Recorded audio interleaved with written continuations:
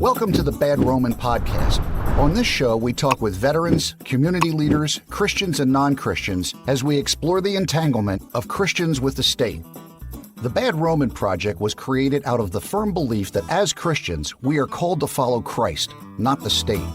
Here is your host, Craig Hargis. Hey folks, if you're like me, you once were a statist. Maybe you're sitting on the fence of statism and liberty. What is it about the statist mentality that is so difficult to overcome?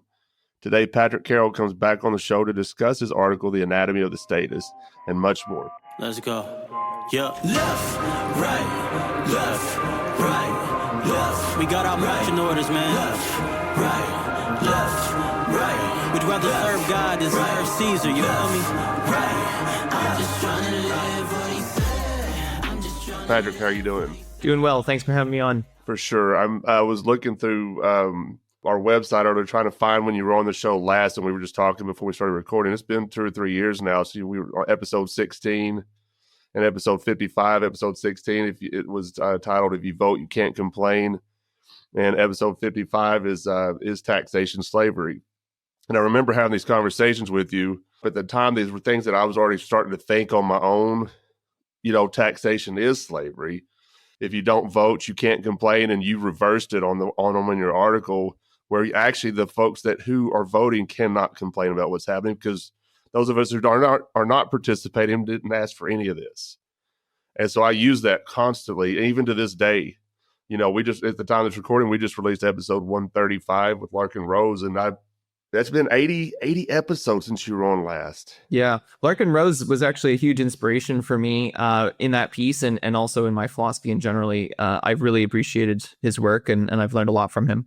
Yeah, for sure. I mean, and me too. I mean, I remember when I first, and I think I've had him on the show 3 times now. The first time he was on, I told him, I said, man, when I first started coming in these circles, somebody mentioned your name and I started reading your stuff and it flipped me it just solidified a lot of the things I was coming to, realize on my own about the statist mentality and how we are basically living under a slave system. And, he doesn't mince any words with the stuff he writes. And that's one thing I appreciate about you too. You don't mince any words either. You're straight to the point. You're matter of fact. And that's what I love about reading your stuff. And towards the end of the show, we're going to talk about one of your one-off tweets. And it's about taxation, and it was just so matter of fact and to the point. That's why I appreciate it so much. And I saw it being shared, but we'll get into that here in a little bit. How have you been for the past 80 episodes of the Bad Roman Podcast?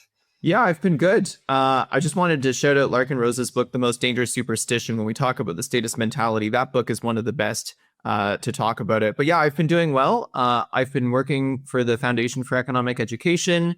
I was the managing editor there. I recently left. And so now I'm kind of an independent freelance opinion journalist, writing largely about economics, but also policy, political philosophy, all of the freedom philosophy things that I've been championing for about 5 years now at this point. So doing really well, writing tons, reading Mises and Rothbard and the whole classical liberal and libertarian tradition. It's just been really cool.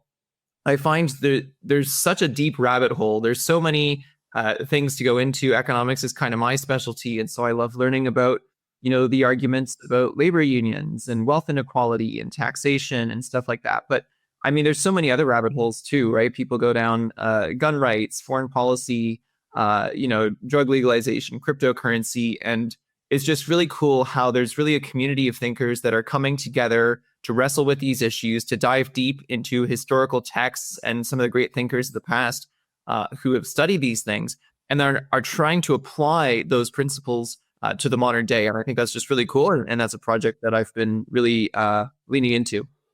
Well, that's fantastic to hear. I'm glad that you're still working at it because I don't remember how we came across each other. Maybe because it was very, it's the first time you were on the show, like I said, was episode 16. And I know you've contributed to our blog on the website as well. Mm-hmm. But I remember when I first started reading your stuff, like I said a while ago, you were matter of fact to the point. And I'm that person too. Like I tell people all the time, and I'm not saying you are, but I tell people all the time, I'm a black and white thinker. I don't see a lot of gray in areas.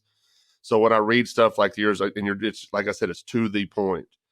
There's no mincing any words. This is what it is, what it is, and that's what I've always appreciated about your writings. And when we first came across each other, man, I remember going through your stuff and I was like, this guy is telling me everything I've been starting to think here recently. So it was really cool to connect with you. Absolutely. And I get a lot of that from the influences on me, whether it's Jordan Peterson or Murray Rothbard, H.L. Mencken. There's a lot of thinkers who've been very influential on me, and they're very to the point, and they don't mince words. And I've always admired that about them and tried to reflect that in my own writing.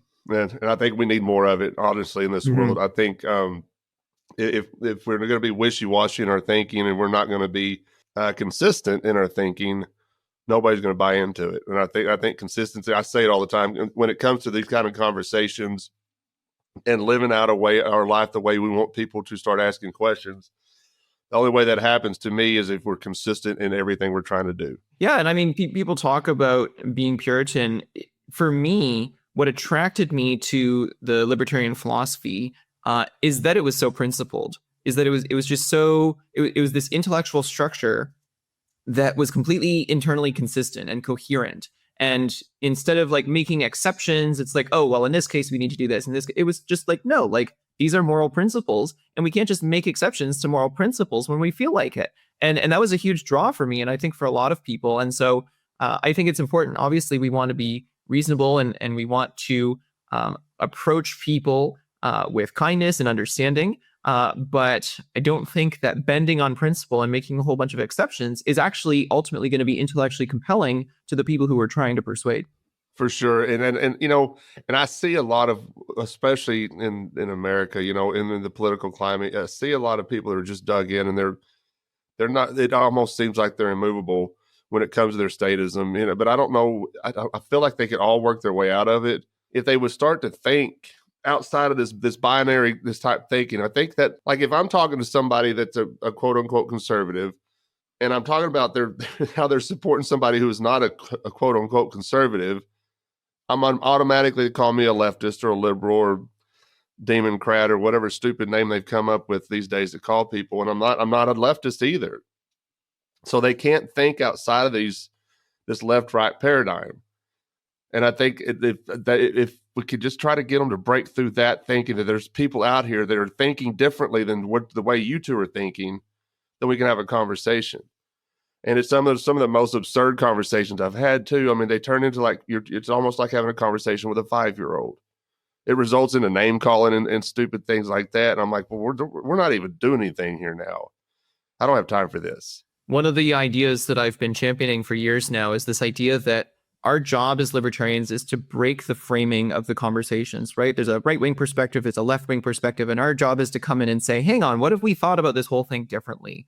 And I think that's really what can be so attractive about our philosophy to people is that it's not just locking horns in this kind of left-right dichotomy, but it's really a refreshing, entirely new way of thinking about and approaching the problems in the first place. And yeah, all of this gets to what we're going to be talking about today, which is the mentality of the statist and kind of, statist is this pejorative term we use for pro-government people, but it's very much trying to understand how people think about government, maybe in some cases, how they've been conditioned to think about government, or just how our culture, has told us, and in the media and schools has told us to think about government. And once we can start to name that and articulate it, then we can start to question it. And that's really what I try to do in some of my writing, is to get people to think about things differently, to think about government differently, and to eventually break free from what Larkin Rose calls the most dangerous superstition, this idea of authority,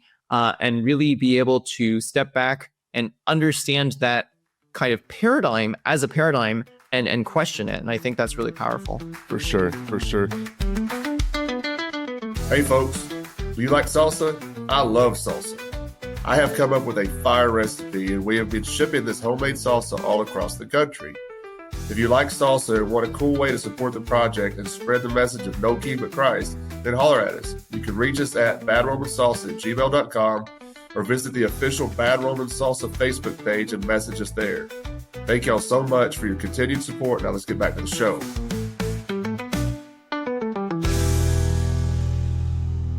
Well, let's get into this article. Yeah. It's titled The Anatomy of the Statist. And I love this because you broke down, I think it was 10 points, 10 different characteristics of a statist. and not each status is going to have all these same characteristics.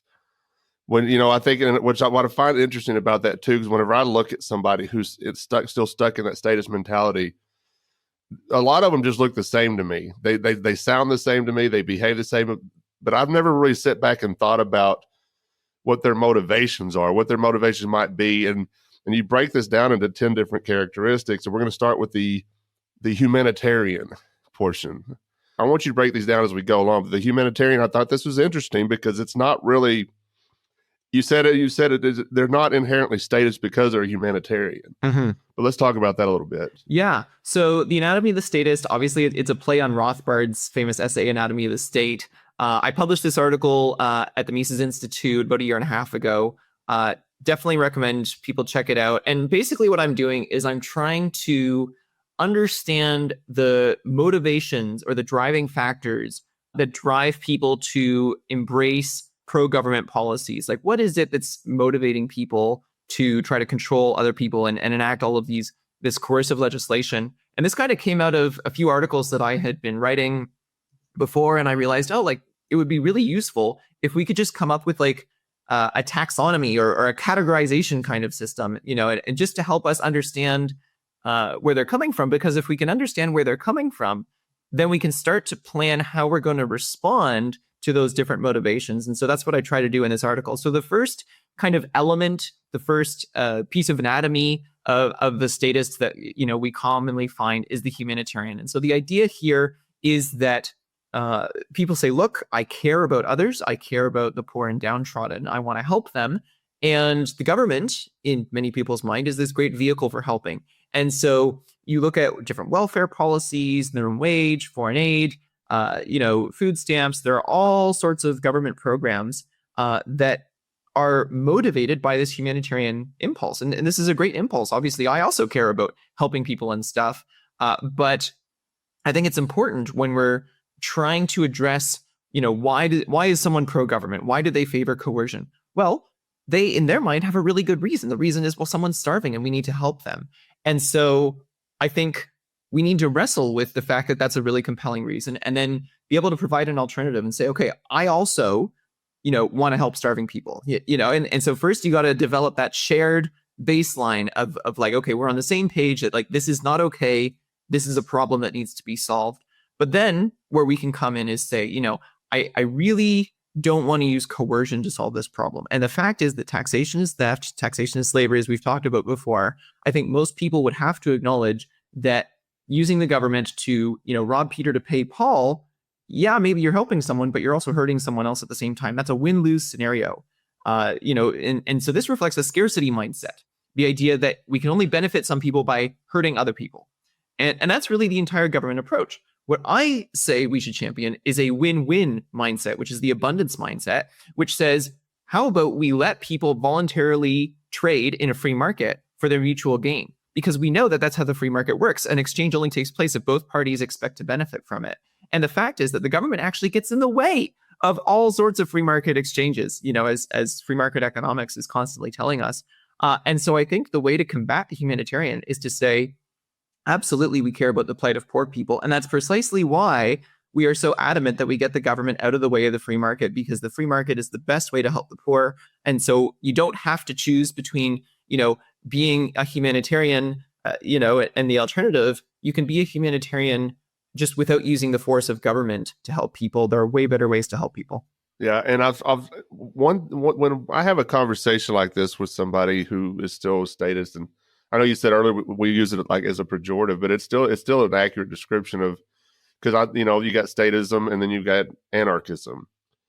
To me, you're either one or the other. Uh-huh. You could be a little statist, but you're still a statist, or you could be a huge statist, you're still a statist. Anyway, but what I try to when I'm having this conversation just on something like this, like with humanitarian aid type, if we weren't taxed to our knees by the government, I don't know, 50, 60%, depending on where you're at, I guess, of your income is taxed, through not just income tax, but you've got, consumption taxes, gas taxes, property taxes, everything.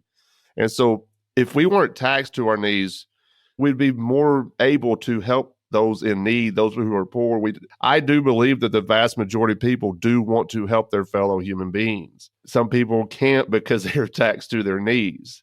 I've seen a stat before somewhere that if you looked at how charitable even just Christians are, the mindset of the Christians have when it comes to being charitable, they're still very charitable even after being taxed to our knees. But think about how much more we could help folks if we weren't taxed to our knees. And this is kind of how I have this conversation with people when it comes to the humanitarian. Yes, I understand where you're coming from. That person's starving. They need to eat. They need shelter. I agree with you. But we shouldn't have to be stolen from to do it. We can do this ourselves. And I think it's a voluntary. And we've had this conversation before. I think me and Abby Kleckner talked about it one time. It just feels different too when you're being charitable instead of being taxed and they're taking that money supposedly helping people, which we know is not true. And you got somebody like Donald Trump is touting about a $1 trillion military budget right now for America. They're not stealing that money to help folks. Let's be honest about it. Mm-hmm. So I think we can squash that idea that we need the state, but it doesn't always work. Because I've been hit with, well, people don't really want to help people. And I don't see it that way, man. I see a lot of different people. I talk to a lot of different people out at these farmers markets. They're sweet people. And, and you get around people out in the real world and not just on social media, and people are genuinely kind to each other and want to help each other. The state is not necessary to help someone. Every single time I talk to someone about scaling back the government, the first thing they ask is, what about the poor? And so that tells me that there are a lot of people out there who care very deeply and who would absolutely donate to charitable causes more if they had more of their tax dollars back. And so it's just funny to me that, everyone asks, what about the poor? It's like, well, the fact that you're asking about that is demonstrating that you obviously care very much. Everyone else cares very much. Otherwise, we wouldn't have these social welfare programs. So I don't think we have a lack of opportunity. The other thing to keep in mind is that the government, being bureaucratic, is just very inefficient with how it goes about helping people. Private charities do a much better job. And so even if maybe they're not getting the exact same dollar amount, they can do a lot more with the dollars they have, and they can be much more effective.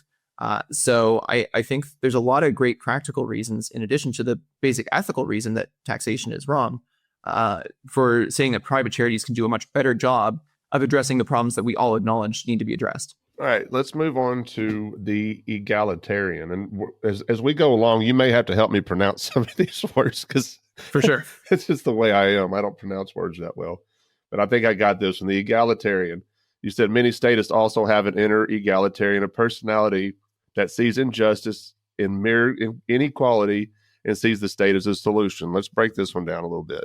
Yeah. So again, we're talking about what's motivating someone to embrace a pro-government, a pro-coercion policy. And I think, humanitarianism is very much about, there's these poor people who really need our help and are going to starve and suffer without it.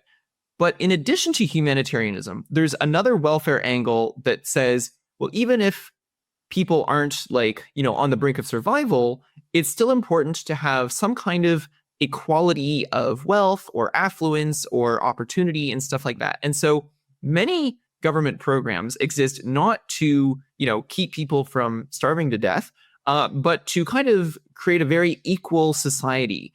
So you think of something like public education. Much of the justification for government-funded education is, well, we need everyone, every kid should have the same opportunity, and certain basic government services like legal services, roads, people say, well, it's only fair if, we have this kind of equality of access to things. And so no matter whether you're born rich or poor, no matter whether you work hard or not, everyone kind of has this equalizing force. And I would say, I would question whether that's really fair. Thomas Sowell has this great quote, where he says, what's your fair share of what someone else has worked for? The fact is that some people are more industrious, and some people are less. Some people are more frugal. And yes, definitely there's inheritance and there's privilege, and the world is not fair. I will not claim for a second that we're all dealt the same hand of cards. Some people have, debilitating physical disabilities or mental disabilities, and that really sucks. But again, it's this question of coercion. Even if we agree that maybe there's some value in creating a certain amount of equality in society, is that something that we should be coercing? Should we be forcing taxpayers to fund? Should we be forcing people into situations that are more equal when they don't feel like it. And so I really think that to push back on this, again, we just need to focus on the force element and kind of get people to question, like, maybe, egalitarianism can be a laudable goal in certain circumstances, but it should never be forced. And I don't mind if society, frankly, ends up a little bit more stratified, if the rich kind of have their social circles and the poor kind of have their social circles. I mean, I don't love that, but if that's what the outcome of freedom is going to be, I would prefer that than forcing people into situations that they don't want to be in. Right. And what's the saying? Good ideas do not require force. Exactly. Let me ask you this. Maybe, do you think that the state is at its heart, maybe, and we'll get to this at some point too, but when they're using the first two, the humanitarian and the egalitarian, if they're coming from it from that perspective, do you think they're coming at it from a good place? Because they have to understand at some point. Maybe they don't understand, and maybe they don't understand, because I don't know that I understood whenever I was still in thinking this way as a statist. But do they understand that everything that they're wanting to happen is going to require some sort of force in taxation? If you don't pay your taxes, we know what happens. You don't pay your taxes. So, do you think that they think of this through, or they're just coming from it like, well, this person, I see an injustice here, and we need the state to solve this? Mm-hmm. I think it really depends on the person. Some of them, especially more intelligent government supporters, will just be like, yep, I totally understand that this is forceful, but I think the force is justified because the ends justify the means, basically. Others less so. I think another thing that's important to remember is that a lot of statism comes from an entitlement mentality. And that, I think, is a real problem. People have this sense that society owes me equality. Society owes me a certain amount of privilege, a certain standard of living. And I think that's really dangerous and really corruptive to the soul. I think that all we are really owed is to be left alone, is to not have our rights interfered with.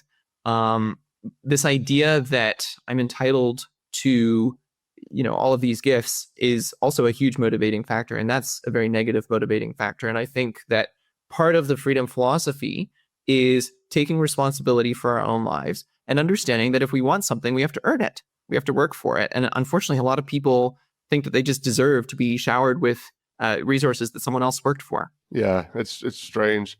I don't even think I thought that way whenever I was still mixed up in my statist days. Because I've always felt like I don't want to be stolen from. I mean, I work hard. I don't want my money stolen, from me.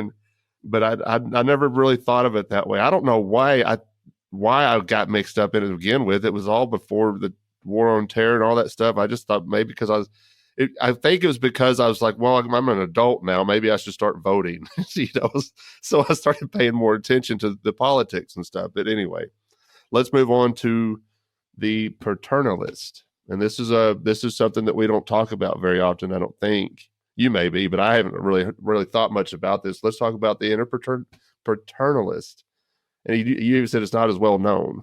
Yeah, so paternalism is this idea of coercing someone else for their own good, right? So the root word is pater, which means father, and so it's this idea of a fatherly figure who's coming in and saying, well, young son, you're young and naive, and so I'm going to force you to do things for your own good, and you'll thank me later, kind of thing. And that attitude kind of makes sense when we're dealing with children, but it's really insulting with our fellow adults. Like, can you imagine going up to your fellow adult and being like, look, you don't know who I am, but I know better than you, and so I'm not going to allow you to make this free choice for your own good. Don't worry, I've got your best interests at heart. C.S. Lewis has a great quote about this and how it's incredibly tyrannical.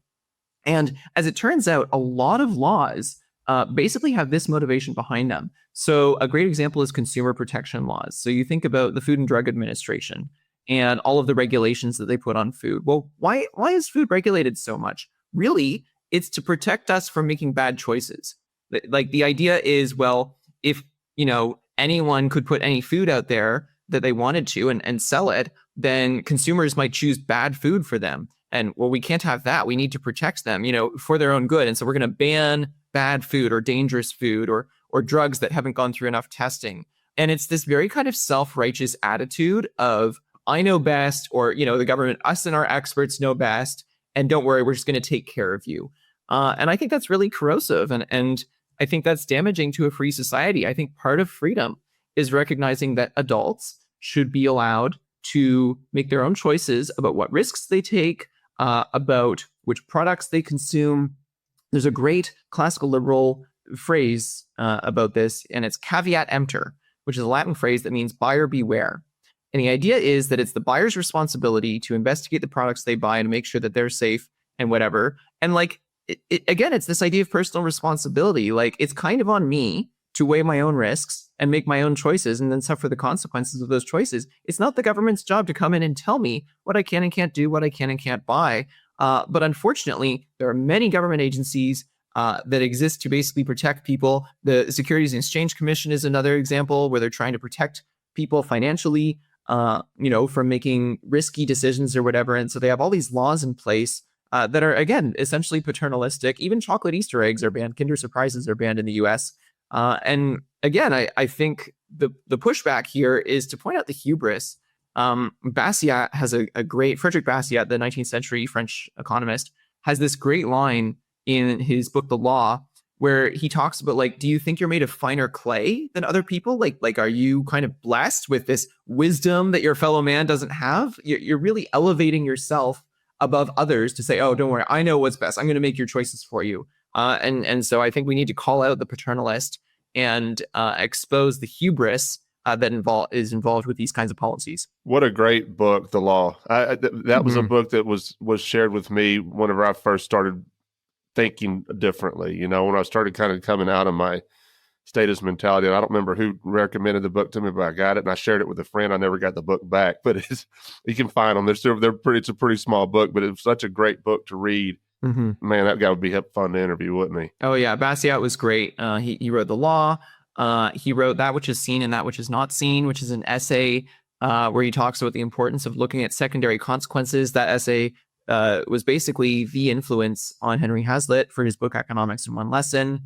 He also wrote Economic Harmonies, which was highly influential on Leonard Read's essay I Pencil, talking about the complexity of the economy and asking questions like, how does Paris get fed?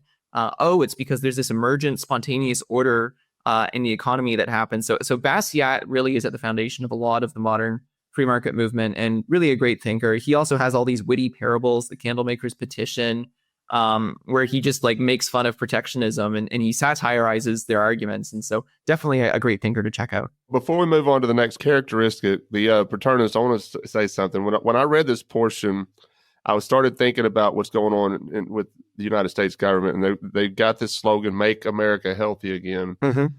And the things that they're saying sound good, but I don't trust it. And what I've noticed too is because there's going to ban certain food dyes and stuff. Mm-hmm. Okay, but it's like you said, it's really insulting to tell me that you think what's best for me. And I'm not saying that I disagree with the idea of not putting food dyes, don't get me wrong, but I've seen a lot of quote unquote conservatives on the right get really excited about this. And somebody pointed out to one of them on a thread that I was on, said, okay, but this sounds eerily like a nanny state. That's exactly it. Yeah. So I understand that our grocery stores are full of garbage. I get it, but I'm a grown man and I know I know what I want to eat. I should be able to, even if I want to shoot up heroin, which I don't recommend, it's none of your business. Right. You know what I'm saying? And it falls into that category with the paternalists. Well, that's what I got out of when I was reading that, because I started thinking about what's going on right now. When the state starts doing stuff for our benefit,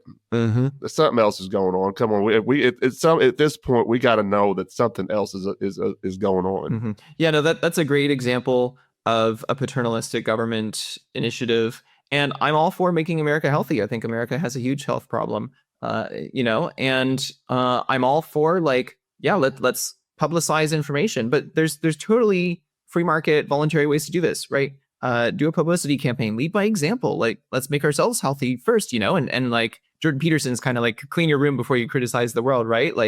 There's just so many opportunities for companies to come in and champion different pro-health initiatives. Charities can maybe reward people for achieving certain health goals. I think there's lots of ways to do it. And unfortunately, when it comes to the government, one of the factors that's involved is that when everything when the only tool you have is a hammer, everything looks like a nail. And the only tool the government has is force. Like ultimately, all they can do is pass laws, which is basically, we are forcing you to do this. It's a mandate or a prohibition, right? And so when the only tool you have is force, every problem in the world looks like something that needs force to solve. Oh, there's a problem? Let's pass a mandate. Let's do a prohibition. And so the government mentality is like only thinking about a solution that involves force, because that's the only tool they have. What libertarianism is really all about is trying to break us out of that mentality and say, what if an entrepreneur can solve this problem by creating a business? What if we can start, communities, charities? What if we can publicize information? Maybe someone can start a blog that is, sharing information about things we can connect with. Like, just thinking so much more creatively, because we don't like force and we're trying to solve these problems without using force. And that unfortunately, I don't think that thought process, even goes through the mind of most people, because they're just like, oh, we have a problem, let's use the government to fix it. And like, they don't even think about other possible solutions. And so I would implore people, even if you think like we need to use government force as a last resort, let's actually make that a genuine last resort and make sure we've exhausted all other non-coercive solutions first. I think often those don't get explored nearly enough. Right. And I want to say this before we move on too. I don't believe them when they want to make America healthy again when I see Donald Trump munching on a McDonald's cheeseburger, or he's cooking his steak well done and pouring ketchup all over it. And when you think about the administration is pretty much owned by Big Pharma anyway, I don't believe you.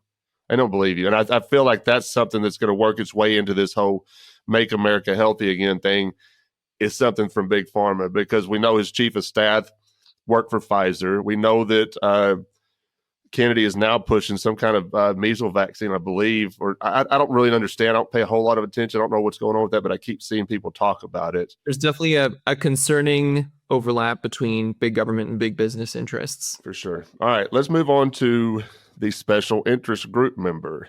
You said this is the person who wants government favors for their group out of naked self-interest. So this is a pretty straightforward one. There are a lot of special interest groups around the world. There are different homeowners that are a special interest group. Parents are a special interest group. Obviously different producers, farmers are a special interest group. Textile makers are a special interest group. Tech entrepreneurs are a special interest group. Basically, any group that could benefit from any kind of legislation, pushing this or that thing, pushing the market in a certain direction, are special interest groups. And these groups, it's a motivation for statism. And the motivation is, I will benefit if the government passes XYZ coercive law. And, it's pretty obvious, but I think it needs to be called out that and really the pushback here is, okay, so you're telling me that you're willing to forcibly coerce other people purely so that you can financially benefit? How is that different from, a thief going up to a guy in the street and holding a gun and saying, give me your wallet? You're willing to coerce someone else so that you can financially benefit. And okay, maybe the difference is it's a government cartel arrangement where the government is suppressing your competition. But is that really all that different? And so I think it's just really sad that people think that it's okay to benefit themselves at other people's expense using government machinery. But that's what special interest groups are. And as long as they exist, we need to call that out as one of the factors that's motivating people to endorse these government policies. Right. And I love how you finished this part too. And it sounds similar to what you would hear something like Larkin Rose said. You said, what should happen to people who refuse to comply? You could ask, is threatening people with guns and cages really a moral way to benefit yourself?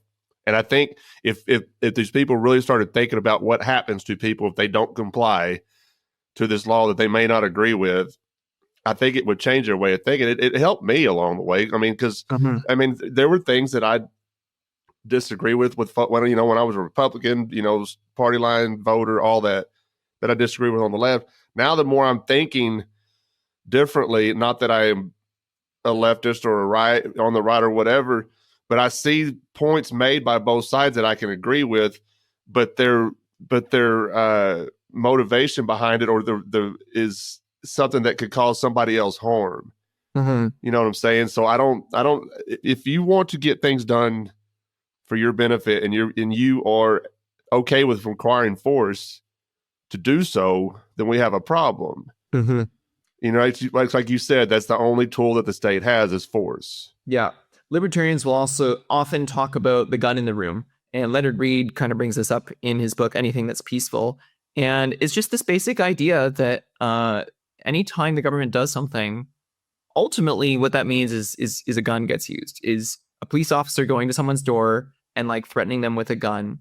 You know, like at the end of the road after they've issued all of their notices and whatever, like that's really what government force comes down to. And I think we really need to wrestle with that if we're ever going to free ourselves from this idea. And we need to be very explicit about like, okay, you are willing to use a gun to, you know, benefit yourself, right? And your friends. Yeah. like just think about that for a second. And I think if people just thought about that, it'd be like, oh, that's maybe another way to phrasing it is you would never be okay with doing that like as an individual person. Right. So why do we have this double standard when it comes to government? I think libertarianism, basically the essence of libertarianism is pointing out the double standard on morality between how we interact as individuals and what the government does. And basically the entire point that we're making is there shouldn't be a double standard for the government. The government should be subject to the exact same rules of morality. Lysander Spooner spells this out brilliantly in No Treason. The government should be subject to the exact same rules of morality as you and I, because what is government? Government is just a group of people who got together and decided to start doing things. It's like, okay, well, that doesn't mean that suddenly they can go boss around their neighbors any more than if you or I got together and, you know, signed a fancy piece of paper. Now we can start bossing around our neighbors. And so once we can just reveal this blatant double standard on morality, people can be like, okay, well, what if I apply my moral principles consistently? That's all I'm asking people to do. I'm not saying that people need to change their moral principles. All I'm asking is that they take their existing moral principles that violently forcing your opinions on people is wrong and just apply those consistently to the government, and you'll become a libertarian. It's that easy. Yeah. Yeah, for sure. That is another point too that I've heard Larkin make is if you're not willing to do it yourself, why do you think it's okay for the government to do it? Exactly. And that's a great point. Hey folks, we have set up a very simple way to donate to the Bad Roman Project through spotfund.com. Just go to SpotFund and search No King But Christ. This has become necessary to continue to provide a quality podcast and keep production costs down as well. Just $5 or $10 a month will go a long way in helping us keep this project going and continue spreading the very basic message of No King But Christ. So if you like what we were doing and can find it within your budget, go to spotfund.com and search No King But Christ, and you can set up monthly donations or even donate one time. Any and all donations help more than you know. And as always, any donations above production costs will go directly to charities in Memphis, Tennessee. Thank y'all so much. Now back to the show. All right, there's 10 characteristics. I'm going to try and hit all of them before I let you go. But Sure. Yeah, and if we have to skip some, that's fine. Okay, help me with this. And Utilitarian. Utilitarian. Okay, I almost had it. No, I didn't. But let's talk about this real briefly. And then I want to get to the Theocrat, because the Theocrat is something that's kind of in our wheelhouse with the Bad Roman. Absolutely. The Utilitarian. So utilitarianism is a philosophy that goes back to Jeremy Bentham, and basically it's this idea that what's ethical is maximizing utility, and utility can be kind of thought of as happiness or welfare, well-being, stuff like that. And so the greatest good for the greatest number of people is kind of the goal of utilitarianism. And there's different, philosophers have talked about different approaches to it. But the way it shows up in political philosophy and the question of what should the government do is there are a lot of people who will talk about what's called market failure, different problems of public goods and externalities and monopolies. And they'll say things like, well, this is a situation where the market produces a suboptimal outcome when left to its own devices. And so we need the government to come in and correct these failures. And basically the motivation here is a utilitarian philosophy. There's this idea that the market is failing to maximize social welfare, to maximally improve people's well-being, and that therefore we need the government to come in and correct the system. I don't really agree with this philosophy. And, Rothbard has some articles pushing back on this, and Austrian economists more generally. I really question whether we can do any objective kind of social welfare calculations. Like, what does it even mean that someone is, experiencing higher well-being? Like, are they 50 points more well-being or 100 points more well-being? And how do you compare that between people? It gets really philosophically dubious. And so I'm very skeptical of this idea that we can measure social welfare, let alone have the government come in and optimize it. And the point I make here is, even if you do think that, the market leads to these suboptimal, game theory, prisoner's dilemma kind of situations, even if granted all of that, you still have to say, okay, therefore fixing this, it justifies coercion.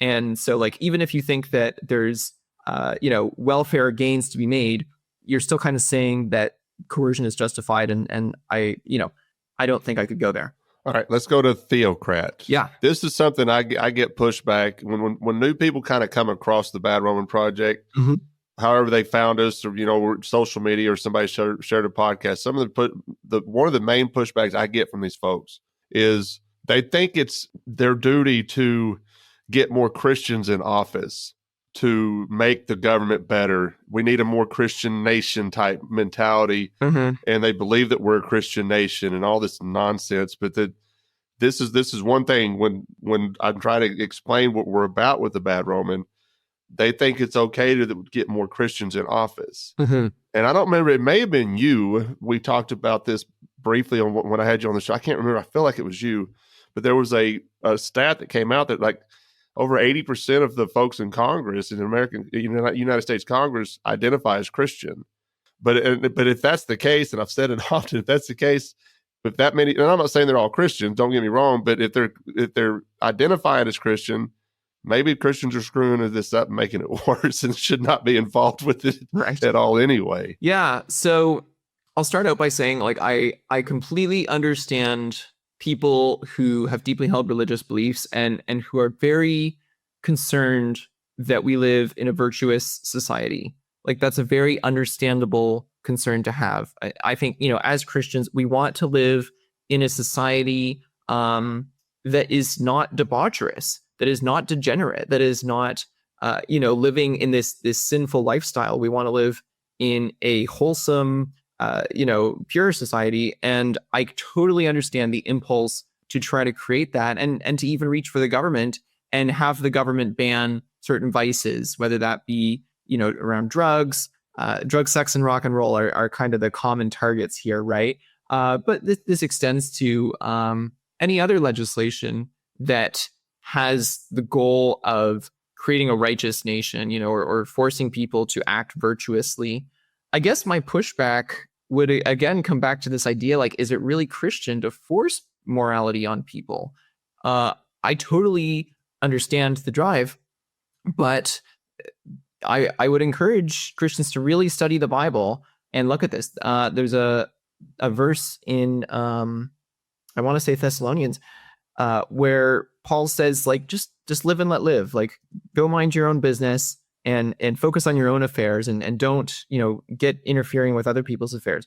Jesus in Matthew 20 talks about how the rulers of the world lord it over their subjects, but not so with you. Like, for you, leadership is actually servant leadership and humility.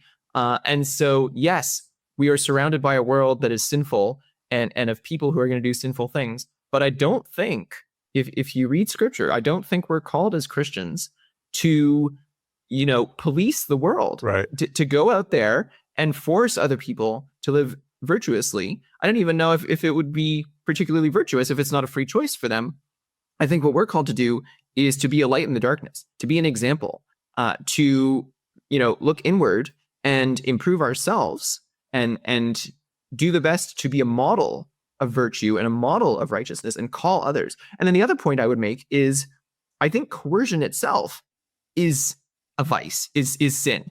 Like, the act of forcing someone else is not a virtuous act. So if you want a virtuous world, well, part of virtue is peace. Part of virtue is non-violence.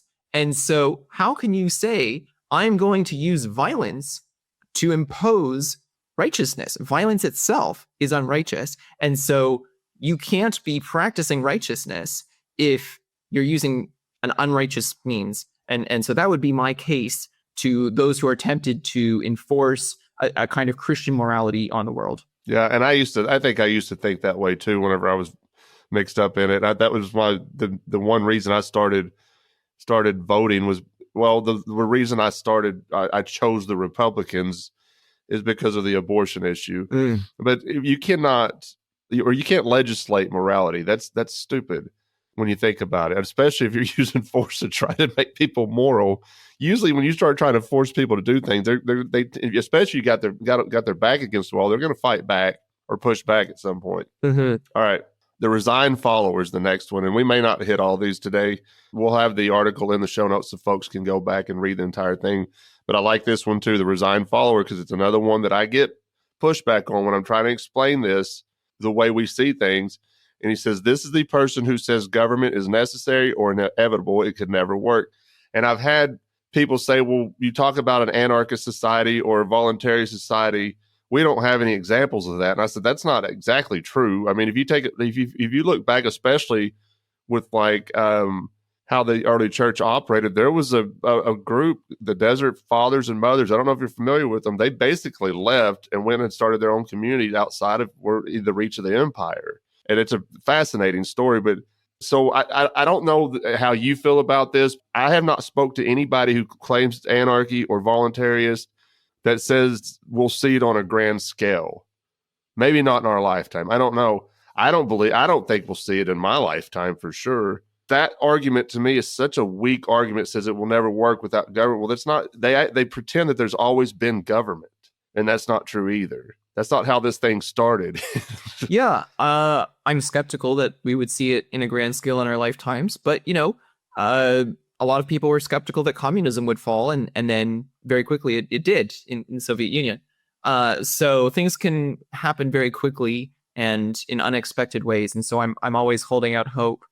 You look at the abolition of slavery as well as a great example. And I think in many ways we're continuing the abolitionist movement into the 21st century, abolishing state slavery.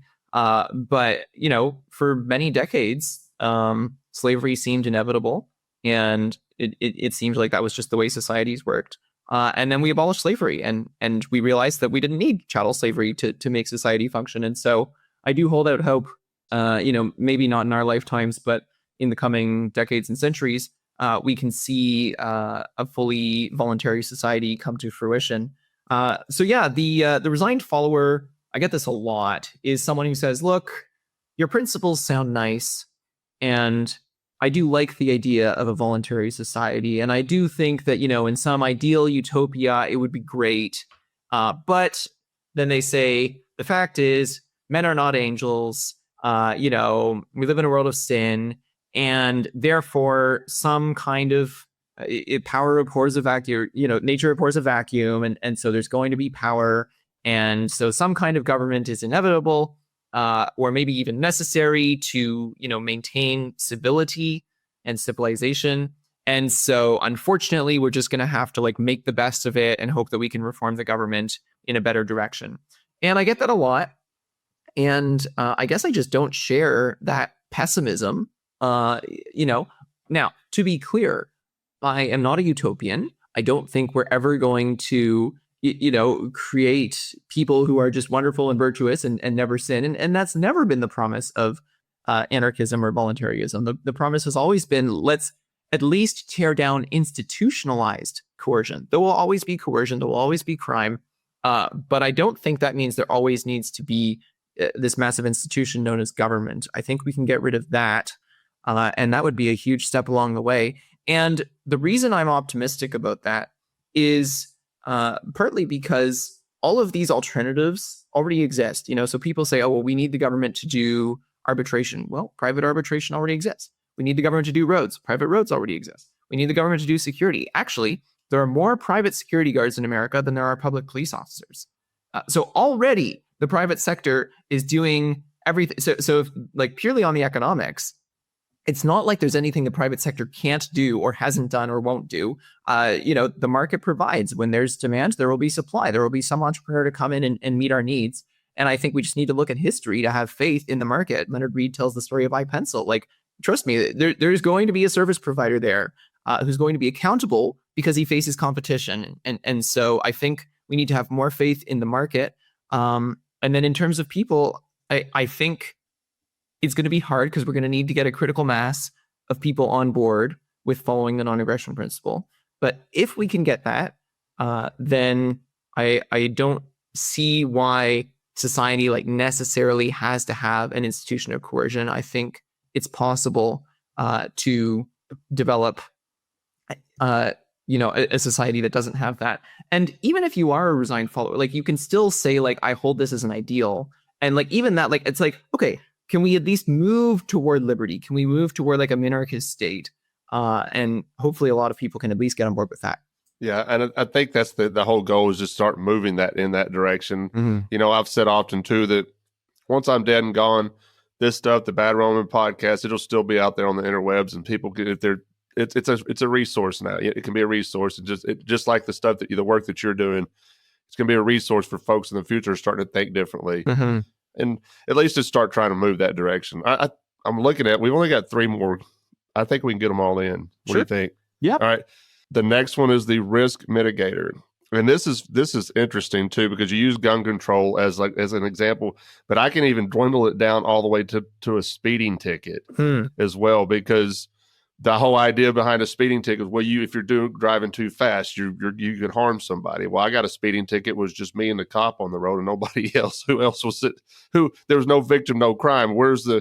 What law am I breaking here? It doesn't make any sense to me. It's a stupid law. Anyway, let's talk about the Risk-Mitigator. Yeah. So this is the person who their motivation for government is that they're afraid about different risks that might exist in society, and they want government coercion to come in to minimize those risks. So I use the example of gun control. A lot of people believe that when you have more guns, that creates like a riskier society, right? It's easier for someone who's mentally ill or abusive or whatever to get a hold of that and use it. And so they say, well, we need to pass gun control to mitigate risk, to basically create a safer society. And there's kind of 2 ways to push back on that. One way would be to say, well, actually gun control doesn't mitigate risk, and maybe a safer society is a society with more guns. And I know there are people who make that argument, and I think they make some compelling points. However, I think that's kind of conceding the framing. And the problem with that is the moment someone can statistically show you that actually gun control does make the world safer, well, then you just have to concede like, okay, then I guess we should do gun control. You're kind of conceding the idea that if something is risky, then the government should regulate it. And you're just pushing back on, well, I don't think this is risky, and therefore the government shouldn't regulate it. I think the more fundamental criticism is to say, regardless of whether it's risky, the government shouldn't regulate it. We live in a dangerous world, and that sucks. And definitely, I believe in systems like insurance to mitigate risk. I think mitigating risk is important. And in Ancapistan, it'll actually be really interesting, because you'll probably have these private cities, charter cities, as they're sometimes called, which are going to create their own rules for their own locality. People can enforce their own rules on their own private property. And maybe one of the rules I enforce on my private property is no guns, and you have to respect that. And so I think there's ways to mitigate risk without having an institution of coercion, right? The important thing is we shouldn't be coercing people into mitigating risks. We should be seeking out voluntary solutions, such as private property owners, making common sense, rules for their own private property that are mitigating risk. All right. The next one is the Megalomaniac. Did I say that right?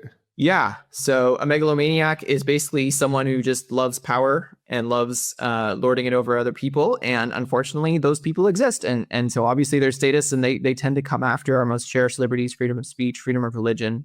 And I think we just need to gang up on those people and tell them, no, like, sorry, you're not going to get your way, and you're not going to use us as pawns.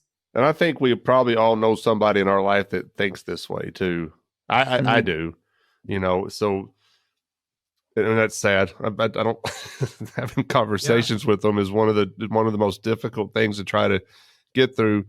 And I've often said a lot of, especially if I get into a conversation with somebody online, I get to a point where I'm not even speaking to the initial person now. I'm just, everything I'm saying is for anybody reading along. And we call them the remnant. And because I know they exist because I get messages from them. They don't know how to ask the right questions. They don't really they're new to this idea, and they're trying to understand it. Those are the folks that we're really talking to. And I think that's, if we keep talking, then those are the people we need to reach, because sometimes these people that you are talking directly to are dug in. I mean, I don't know about you, but I'm mixed up in a political group that I've been in for years now, way before I even started thinking the way I do now. And the conversations in there are just absurd. And there's no conversation to be had. It just results into name calling and childish behavior. And I think, to me, and I hope this isn't, I'm not trying to be rude when I say this, but to me, the statist has not completely grown up. They haven't matured to the point where they can't think for themselves, or they can take responsibility for themselves. Yeah. They're still a child. They're still growing up. Briefly on the remnant, if people want to look into this, Isaiah's Job is a great essay by Albert J. Nock. And the remnant idea was very big in the early days of the Foundation for Economic Education, especially Edmund Opitz. If you look up him, he had a lot of interesting insights on the idea of the remnant. Okay, sounds interesting. All right, the last one, we're going to make it through them all, and then I want to talk about your tweet before I let you go as well. But the heart of the statist, and I love this because the first paragraph, you said, though some statists will have more of these elements and others will have fewer, there's one element that comprises the heart of the statist, an anatomical feature they all share without exception. This element goes by many names, but the one I prefer is intolerance. Let's talk about that for a second. Yeah, so we've been talking about a lot of different motivations for statism, but really they all boil down to that one word, intolerance. Whether it's because I have a humanitarian impulse, an egalitarian impulse, a special interest impulse, whatever, at the end of the day, the conclusion is I am going to be intolerant of you living your life as you see fit. I'm going to force you to comply with my value system and my personal beliefs. And that is something that every statist shares by definition. And I think that's really sad. And I think that just needs to be called out. Like when we're talking about the statist mentality, what the statist mentality is at its most basic essence is this idea that I am going to compel you to live according to my values and not your own values. Herbert Spencer has a great line about this in his essay, The Right to Ignore the State. And he says, basically what they're saying is you will do as we will and not as you will. And that's it. And so the question, if you are listening and you're a government supporter, the question you have to ask yourself is, am I a tolerant individual? Do I believe in live and let live? Do I believe in, I'm going to do my thing and you're going to do your thing. As long as we don't interfere with each other, we're cool. That's libertarianism. If you believe that consistently, you should be against the government, because the government is the embodiment of compelling others to live and to pay for things that they, in a way that they don't agree with. And so if you consider yourself a tolerant person, I would highly encourage you to question why you still support the government, because the government does nothing except be intolerant to anything and everyone and every minority that disagrees with how it wants to conduct its affairs. All right, let's talk about this fantastic article, folks. We'll have it in the show notes, because go read it in its entirety and share it with your friends who are still kind of on the fence with this stuff, because it's to the point. This is why the way you're thinking is wrong, because at the end of the day, you're going to be using force to compel others to think like you, and that's not a free. Be a free thinker. Let's try that for a second. See what happens. But this tweet, this is something that I saw many people sharing across Facebook, but you shared it on Twitter, or now X. And like I told you at the very beginning, I've always appreciated your work and how straight to the point, how matter of fact you are. It is what it is. This is what it is. And in this tweet, you said, taxation is theft. It's not a metaphor, nor is it hyperbole. Sorry. We are not comparing taxation with theft. We are identifying taxation as theft. It's not just that it feels like theft. It is actually an act of thievery. And that's exactly what taxation is. And you're just to the point. We're not comparing it to theft. It's actual theft. And as a Christian, if the vast majority of our listeners are going to be Christians, obviously, and if you're still supporting this stuff, go back and read the 10 Commandments. Thou shalt not steal. If you're supporting a government that is stealing from you and your neighbor, you're supporting thievery. And God said not to do that. But let's talk about this for a second. I'll let you get out of here. Yeah, so a lot of people will say things like, oh, those politicians, they're a bunch of thieves, or the word extortionate is really interesting because when you say, oh man, my taxes are extortionate, the root word is extortion, but the word extortionate can kind of just mean like, man, it feels like I'm being extorted because it's so much. But often when people use the word like extortionate, it's obviously a metaphor. They're not saying I'm literally being extorted. They're saying, wow, this is like such a large amount that's being taken from me. Like, I feel like I'm being extorted, and people will say things about politicians like, man, I feel like they're a bunch of thieves and I feel like taxation is theft. And I hear this especially from conservatives or like, another fun one is politics is politics, poly meaning many and ticks meaning blood sucking parasites. And so, politicians are a bunch of parasites, but like, I get the sense that when a lot of people say these kinds of things, especially conservatives, they're using it metaphorically. They're using it as an analogy. You're kind of saying that like taxation feels like theft. And what's really unfortunate about that is that it kind of robs the libertarian of their rhetorical power. Because when we say taxation is theft, people will be like, oh yeah, I've heard that 1,000 times. Yeah, man, it sure feels like theft, doesn't it? And a libertarian then has to come in and be like, no. I'm afraid you misunderstand me. Like it's actually theft. Like it's not like it feels like theft. It's actually theft. And then so sometimes to try to make this point to people, I'll spell it out. I'll be like, okay, if a burglar comes up and robs you, you think it would be justified to like go after them with guns and lock them in a cage, right? And people would be like, yeah, of course, it's a thief. I'm like, okay, so libertarians think that it would be completely justified to go to the IRS, the tax collectors, and like treat them in the exact same way that a common thief would be treated.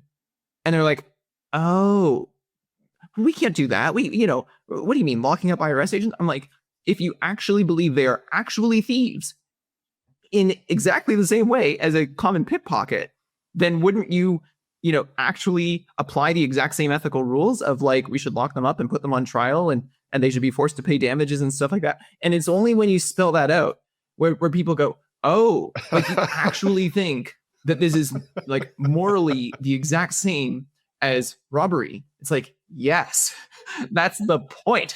That's what I've been trying to tell you. And so I feel like we just need to say this because people are so used to, it's in the air, taxation's theft. And I feel like we just need to spell it out. Like, I'm not just complaining about taxes. I'm making a statement about a category.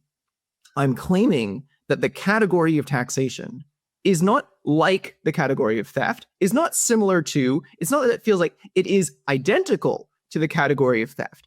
And that's the essence of libertarianism, because once you get that, again, it comes back to the double standard point. You realize that we shouldn't treat the government any different than we treat the mafia. Yeah. And once you understand that, the scales fall from your eyes. You realize the government is completely illegitimate as a concept. And as the mafia. Exactly.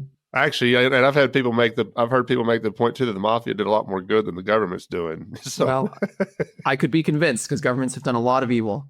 Yeah, for sure. And it's interesting too to watch quote unquote conservatives these days celebrating or defending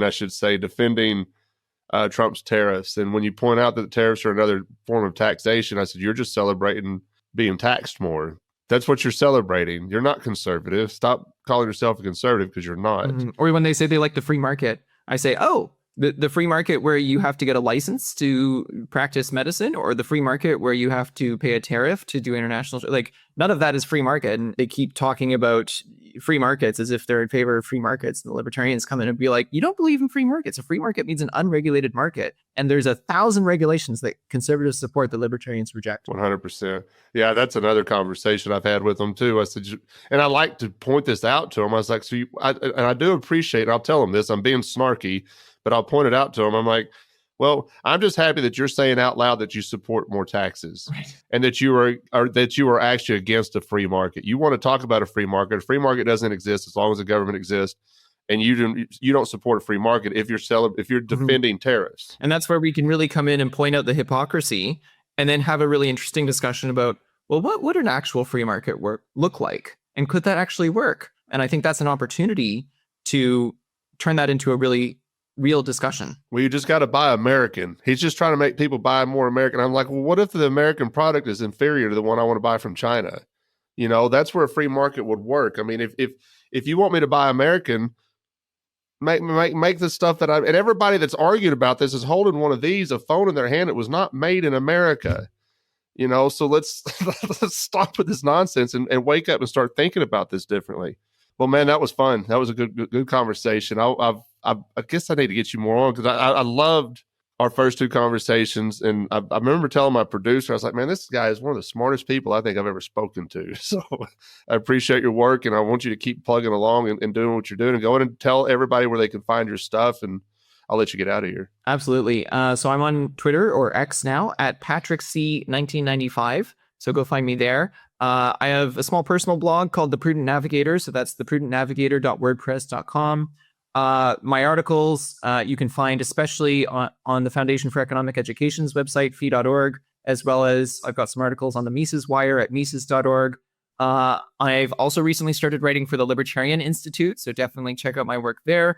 And I'm planning to launch a Substack shortly, so stay tuned for that. Well, it sounds like you're going to have plenty of content, and we'll be able to get you back on the show, and we can do this again. That'd be great. It's always a pleasure to get to talk to you, Patrick. I'll let you go. Sounds good. Thanks. Thanks for joining us this week on the Bad Roman Podcast. Be sure to subscribe to the show wherever you find your podcasts to never miss an episode. And while you're at it, if you like what you heard, we'd appreciate a rating on iTunes. Or if you'd simply tell a friend about the show, it really helps people find us. 100% of donations are given to local charities in Memphis, Tennessee. To learn more about the Bad Roman Project and to find show notes, please visit thebadroman.com.